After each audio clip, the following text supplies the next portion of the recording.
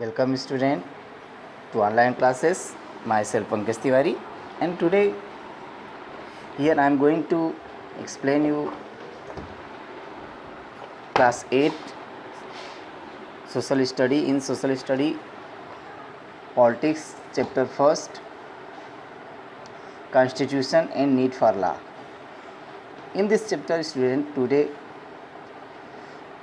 in this chapter, in previous video I am already explain you about fundamental right, and student today I am going to explain you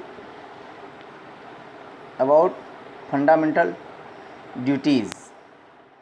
In fundamental duties, first duty I am going to explain here, that is here to abide by constitution, respect its ideas, constitution and national flag.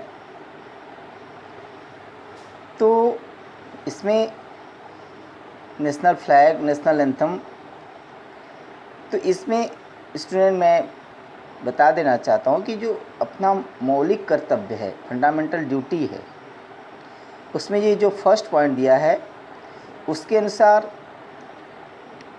जो अपना संविधान है उसका हमें पालन करना चाहिए। हमारा कर्तव्य है कि हमें अपने संविधान का पालन करना चाहिए और उसके आदर्शों, उसके संस्थाओं, राष्ट्रीय ध्वज और राष्ट्रगान का हमें आदर करना चाहिए। ये जो है फर्स्ट फंडामेंटल ड्यूटी है। और स्टूडेंट बात करते हैं सेकेंड फंडामेंटल ड्यूटी का, तो ये है to cherish and follow the nobles. Second point, to cherish and follow the noble ideas with inspire your national struggle for freedom. तो ये जो सेकेंड पॉइंट है उसके अनुसार स्टूडेंट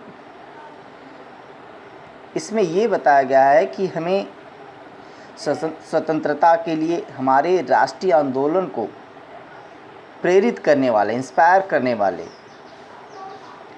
उच्च आदर्शों को हृदय में संजोए रखें और उसका पालन करते रहें।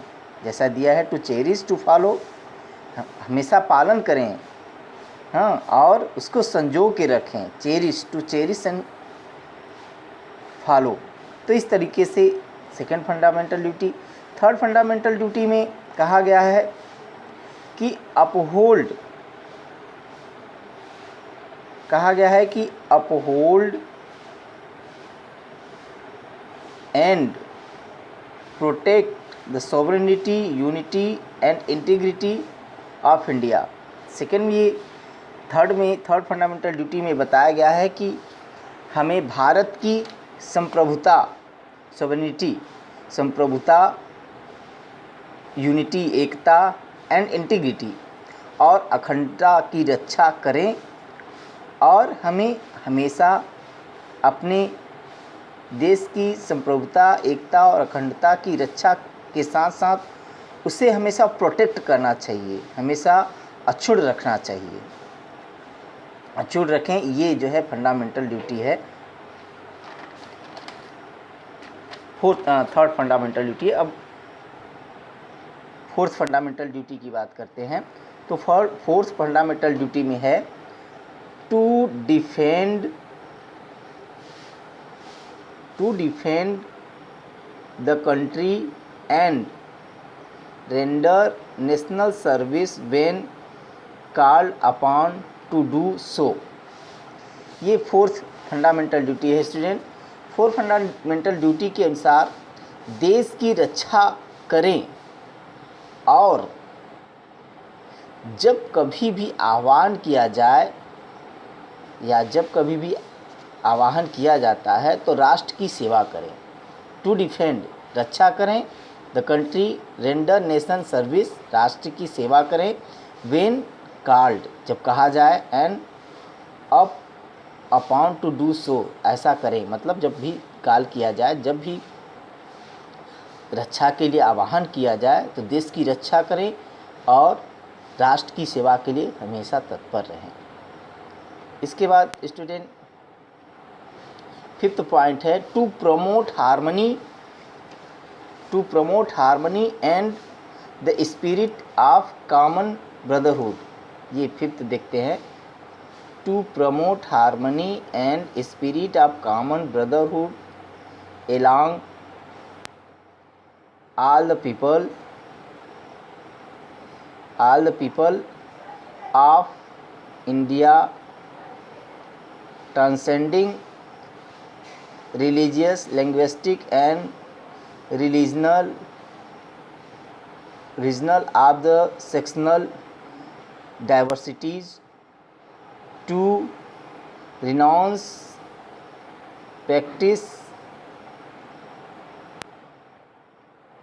डिगोरिटी टू द डिग्निटी वुमन। ये फिफ्थ है। इसके अनुसार भारत के सभी लोगों में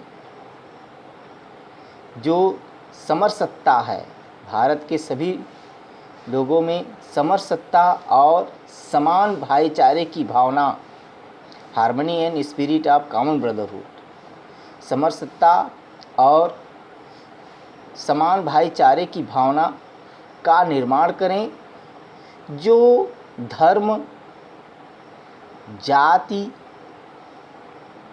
भाषा, प्रदेश या वर्ग पर आधारित सभी भेदभाव से परे होकर ऐसी प्रथाओं का त्याग करे जो स्त्रियों के सम्मान, डिग्निटी ऑफ वुमन, जो स्त्रियों के सम्मान के विरुद्ध में हो, कोई भी इल प्रैक्टिस न हो जो है जिससे कि वुमन की डिग्निटी डिक्रीज़ करे।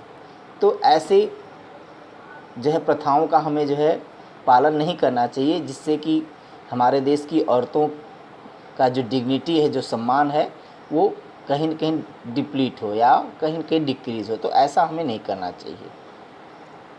सिक्स्थ में दिया है, sixth fundamental duty to value and preserve the rich heritage of our composite culture।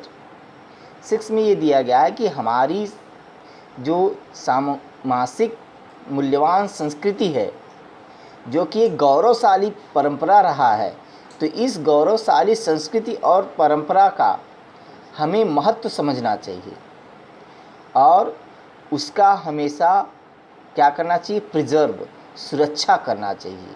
जो हमारा रिच हेरिटेज है, जिसमें एक गौरवपूर्ण जो है संस्कृति है, उसकी हमें हमेशा सुरक्षा करना चाहिए। ये जो है सिक्स्थ फंडामेंटल ड्यूटी है। सेवन्थ फंडामेंटल ड्यूटी में देखते हैं तो सेवन्थ फंडामेंटल ड्यूटी दिया है कि to protect and improve the natural environment including forest, lake, rivers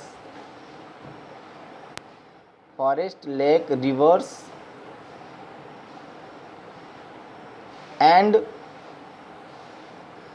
wildlife, and to have compassion for living creature। ये सेवन्थ फंडामेंटल ड्यूटी है स्टूडेंट। तो सेवन्थ फंडामेंटल ड्यूटी के अनुसार जो प्राकृतिक पर्यावरण है, नेचुरल इन्वायरमेंट है, उसकी हमें जो उसके अंतर्गत, नेचुरल इन्वायरमेंट के अंतर्गत जो फॉरेस्ट हैं, लेक हैं, रिवर्स हैं और उससे रिलेटेड जो वाइल्ड लाइफ हैं, उनकी हमें हमेशा सुरक्षा करना चाहिए और हमें हमेशा उनका संवर्धन करते रहना चाहिए। इसके बाद एट्थ फंडामेंटल ड्यूटी की बात करते हैं। तो एट्थ फंडामेंटल ड्यूटी में to develop the scientific temper, humanism and spirit of inquiry and reform. इस तरह इसमें जो एट्थ फंडामेंटल ड्यूटी दिया है, एट्थ फंडामेंटल ड्यूटी के अकॉर्डिंग जो वैज्ञानिक दृष्टिकोण है, मानवतावाद और ज्ञानार्जन तथा सुधार की भावना का जो है हमें हमेशा विकास करते रहना चाहिए। ये 8th फंडामेंटल ड्यूटी है। 9th फंडामेंटल ड्यूटी में to safeguard public property and abjure violence. जो पब्लिक प्रॉपर्टी है, जो सार्वजनिक संपत्ति है, उसका हमें सुरक्षा करना चाहिए और हमें हमेशा वायलेंस से, हिंसा से बचना चाहिए। इसके बाद 10th फंडामेंटल ड्यूटी दिया गया है। 10th फंडामेंटल ड्यूटी में to strive toward excellent in all the phases of individual and collective activity so that the nation constantly rise to higher level of endeavor and achievement। ये 10th fundamental duty जो है, इसके according individual हो कोई matter या सामूहिक रूप से कलेक्टिवली हो, हमें व्यक्तिगत और सामूहिक दोनों गतिविधियां जो हैं सभी क्षेत्रों में उत्कर्ष की ओर बढ़ने का सतत प्रयास करना चाहिए। कॉन्स्टेंटली, हमेशा सतत प्रयास करना चाहिए, जिससे क्या है, कंटिन्यूसली, जिसमें दिया है कॉन्स्टेंटली राष्ट्र निरंतर बढ़ते हुए प्रयत्न और उपलब्धियों की नई ऊंचाइयों को छू ले, ऐसा हमेशा प्रयत्न करते रहना चाहिए। स्टूडेंट, इस तरह हम आप लोगों को बता दें कि 10 फंडामेंटल ड्यूटीज़ इसमें दिए गए हैं। एक फंडामेंटल ड्यूटीज़ और जो है इंक्लूड कर लिया गया है अपने कॉन्स्टिट्यूशन में, जो कि फंडामेंटल ड्यूटी आपके इस बुक में नहीं दिया है। मैं उस 11th फंडामेंटल ड्यूटी को भी बता दे रहा हूँ। 11th फंडामेंटल ड्यूटीज़ में देखते हैं स्टूडेंट, तो ये 11th दिया है, हु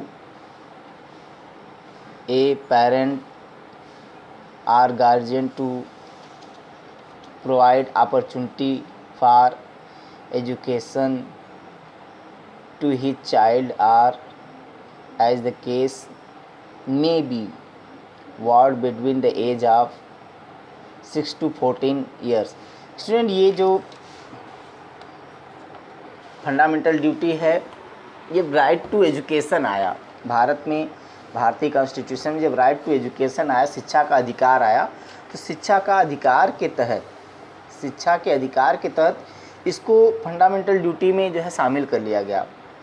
इसके पहले जो है फंडामेंटल ड्यूटी में नहीं था, लेकिन शिक्षा का अधिकार अधिनियम जब आया तो शिक्षा का अधिकार अधिनियम के तहत 11th फंडामेंटल ड्यूटी को जो है शामिल कर लिया गया। अब इस 11th फंडामेंटल ड्यूटीज़ के अकॉर्डिंग जो है, यदि कोई माता पिता या संरक्षक है तो उसके जो 6 से 14 वर्ष तक के आयु वाले उसके अपने पुत्र पुत्री या पाल्या कह सकते हैं के प्रति जो है शिक्षा के अवसर को प्रदान करना, ये उसका एक कर्तव्य होगा। तो ये जो है एक फंडामेंटल ड्यूटी और है, जिसको इंक्लूड कर लिया गया कॉन्स्टिट्यूशन ऑफ इंडिया में। इस तरह से स्टूडेंट, आज के वीडियो में मैंने आप लोगों को फंडामेंटल ड्यूटी के बारे में बताया। इसका बचा हुआ पार्ट जो है मैं आपको अगले वीडियो में प्रोवाइड करा दूंगा। आज के लिए इतना ही। That's all.